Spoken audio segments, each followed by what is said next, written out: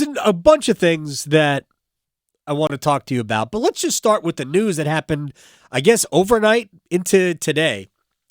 And that's ESPN getting all of the college football playoff games, $7.8 billion on a 6-year extension.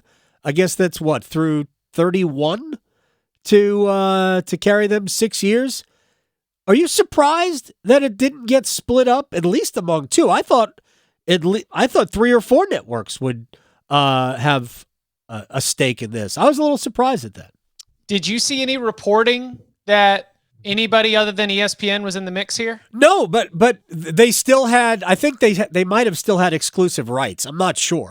I believe that it was first right of refusal, and I believe there is a big debate right now as to the value of those first round games. And if you want to go there as well, that's where one of the things that I'm really working on is looking at the move from 6+6 to 5+7 and what those would be. And I can tell you right now that it is better first round games to have 5+7. Sure. Because, I mean, basically a first round game, even in a 5+7 model, is going to be the Fiesta Bowl, where Oregon was a 19-point favorite against Liberty, except that game would be in Autzen Stadium. And I think they won the game by like 20-some, 30 almost. Right. And that game's probably going to get stuck on the Thursday or Friday, because remember, the first round is a Thursday, Friday, Saturday unrolling of those first round on-campus games. Right. I'm excited they're on campus, but what is the value of all these games? And I just wonder if there was not going to be quite that high-end, high-ceiling demand. And I wonder if it was ESPN just bidding against itself. I truly do not know. I don't have that kind of clearance in terms of, media rights negotiations. I think it would be healthier for the sport of college football if ESPN was not the sole distributor of all things college football playoff. I think that there would be not oversight, but almost accountability by introducing a new set of voices. And instead, we continue to move forward, with our with our new expanded future, and it will continue to be Tuesday nights, dramatic unveiling, and instead we're talking about the 11 spot, I guess, instead of the 5 spot.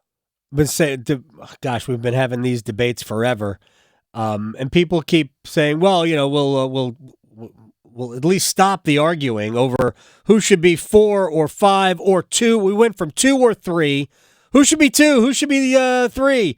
We're just moving the line. We're going to have an argument over 6 or 7. We had arguments over 4 versus 5. None greater than this year. We'll have arguments 12 versus 13.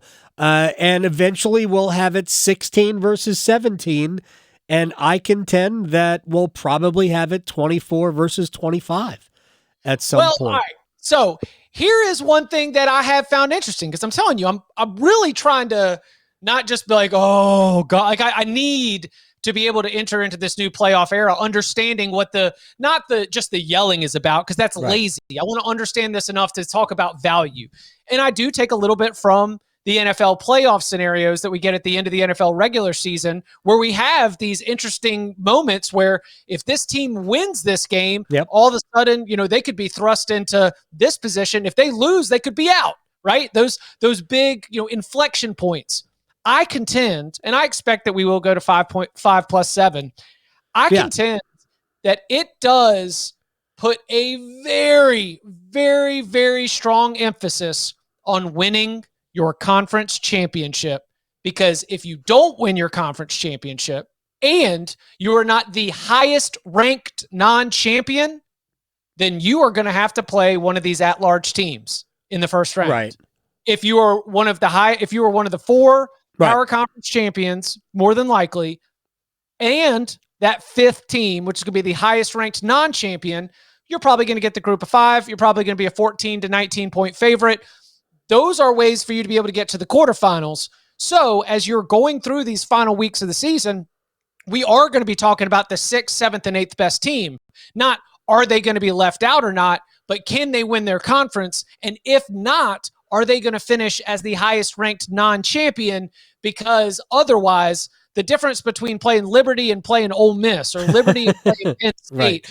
this is extremely significant when you're talking about trying to make it to the quarterfinals of the college football playoff, which would be a little bit closer to that New Year's Eve, New Year's Day time slot. So I'm in favor of a move to 5+7, and I do think that is going to make Conference Championship Saturday more interesting, because there is a massive difference in the probabilities of a team making it to the quarterfinals, the round of 8, if you are a power conference champion or the highest ranked non-champion, because anything else, you're going to be looking at 3-point spread, 4.5, 6-point spread, a one score kind of game. Not only chances of making it in, but chances of making it far based on the matchup that you would draw. Real quick, I just want to explain to people who might not know what 5+7 is. 5+7 is 5 highest ranked conference champions plus the 7 best at-large teams. So the debate is 6+6, and it would have been 6+6 had we still had a Pac-12. I guess technically we have a Pac-12, but it's a Pac-2, and it really isn't a power league anymore. So it's going to be 5, which means the 4 power leagues, and I'll use air quotes for the ACC just so people will get the joke. Big 12, Big 10, SEC, plus the next highest ranked league, which might be the Sun Belt, might be the Mountain West, might be the American. I guess that there's an off chance it could be Conference USA or the MAC, but probably not. Anyway, it'll be probably one of the first 3 leagues that I mentioned. So those 5 would go, and then the next 7 best at-large teams. Real quick question about this. Do we know that if you are the 5th ranked league, let's just say App State wins the Sun Belt and they become the 5th ranked, next best ranked league, but in the college football playoff rankings, which I'm sure will be done exactly the way they've been done, they come in like 14th overall. The 12th. Right? Yeah. They would be the 12 seed? Correct. Yeah. The only fast forward button is if you are one of the 4 highest ranked conference champions. Those will be your 1, 2, 3, and 4. 5 through 12 will also include that 5th automatic bid, but not slotted ahead of other teams that it's higher than. So I've been running this in years previous, and there were times where the 5th conference champion or the 6th conference champion might have been the 9, right? Okay. And they would not have been the 12. That's when you were dealing with UCF running hot, right? Right. That's when you were dealing with a Houston or something like that. This past year, again, Liberty, which was down in the 20s, I believe, on Selection Sunday, they would have been right to the 12. And my expectation, since UCF, Cincinnati, and Houston are all in the Big 12 now, that the way that those other conferences have been treated by the selection committee, it might be CUSA, because CUSA's got Liberty, but I think we're going to be talking about a Tulane, a Liberty. I mean, SMU's in the ACC now. Yes. A lot of these programs that we think of in terms of, competing for those group of 5 spots, those programs are already in power conference with a different avenue to get there. But your App State, your James Madison, your Tulane, your Boise State, these are going to be the programs that are going to be competing for that spot, which I do think eventually is just going to be the 12, which means you're playing, I don't know, whichever of Alabama, Georgia, or Texas didn't win the SEC. Right. Real quick question. Let's say Notre Dame is by far the best team in the country all year long. Best they can do is 5, right? Correct. Okay. I just want to make sure. I'm pretty sure, because that's the way it was negotiated initially, but who knows how it's going to look. But they can't be a conference champion as currently construed. So we'll see what the whole thing is. Real quick, do you think we're going to stay at 12? Because I don't. I don't think we will get beyond 16, and I don't think we will get beyond 16 because your math, not only of the number of games that's played, but of the number of weeks that there are in the calendar. FCS does the 24, but FCS also plays a shorter regular season schedule. And with so much of the inventory of these media rights deals being the regular season schedule, I don't see us getting beyond 16. If you go to 16, you are not adding necessarily another week of action. No. You are just making the teams that were having a bye play a first-round opponent. So 12 to 16 feels like a move that could be made. I don't see it growing beyond that. Yeah, 24 would be adding another week of action. Right. But 16 would not. Real quick, you mentioned. Go ahead. No, have you looked at the playoff schedule for this year? No, I haven't even looked at next week's hockey schedule, Chip. Well, they're back home, all right? And we have earlier. I know Chicago on Monday. So it's going to be from December 20th to January 20th. From Thursday, December 20th, the very first round game, to the national championship game in Atlanta on January 20th. 1 month of college football playoff. And it's not exclusively split up weekend, because that would make too much sense. Right. And the NFL's kind of taking care of that. Yeah. But it is going to be a long season, a second season of college football. No way. And I cannot add another week to that, Adam. I can't stand for it. We got things to do. Real quick, you mentioned that you were looking at the end of the regular season in the NFL. Win and you're in, losing you're out. The problem with the college game is that doesn't really exist. And it brings me to the next part of our conversation. Because right now in college basketball, and I know we're going to fold our conversation over the next few weeks as we talk more and more about the end of the college basketball season. But yeah, I was on CBS Sports HQ doing takeaways from Tuesday night action. I understand. 9:35 a.m. today. We're rock and rolling. I totally understand. Hit that switch. But they tell us that, well, the net is just a tool. It's not the be all and end all. Except that every single conversation, well, this team is blank something and something in quad one games. Well, where do you get quad one from, Joe, Jerry, whatever your bracket name is? Where do you get quad one? From the net. They use the net to determine quad one, quad two, blah, blah, blah. Does college football have or need a metric like this? Absolute. Well, first of all, it does not need a metric like this.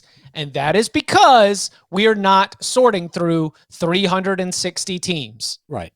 We are ranking a much smaller group of teams, and we are ranking a much smaller body of work. We need context. Right. We don't need, like, for example, Gary Parrish, I know that you're a fan of the Eye on College Basketball podcast Love as it. well. I heard him on your show last week. He says not all quad one wins are the same. Correct. And he's absolutely right. And by not relying on those sorts of metrics, you are allowing nothing but context. I also think the dirty secret of college football is that yelling about context is what keeps the conversations going. If we just had numbers to get everything sorted out, the conversations would be over too quickly. We talk about sport 12 months a year. There's only 12 games in a regular season. Come on, man. We need to keep adding some wood on that fire. But, because I haven't cracked the code, but I went back to a lot of here's what the net is, and you reverse engineer some results.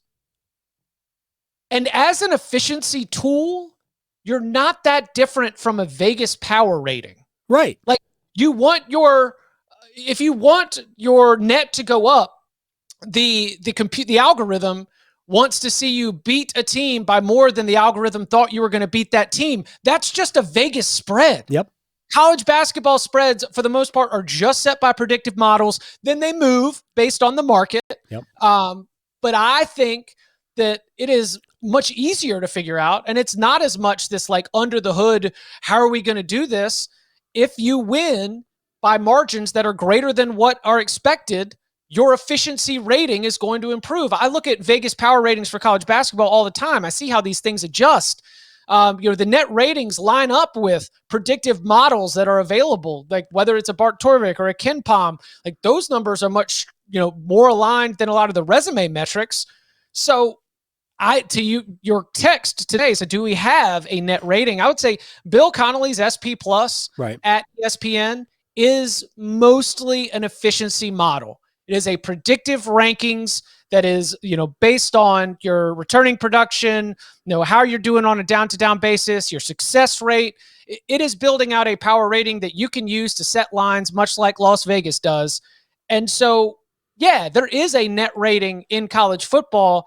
I just think that it's more used by the gambling prediction side of the world than it is by people that are ranking things, because ultimately the net to me is not that different than an efficiency rating or a power rating. Right. And my point with things like net, and again, they don't use the net like NC State. A few years ago, NC State's net was 33, but they missed the field because they didn't have great numbers in quad 1 or quad 2, and their strength of schedule was garbage, right? Right.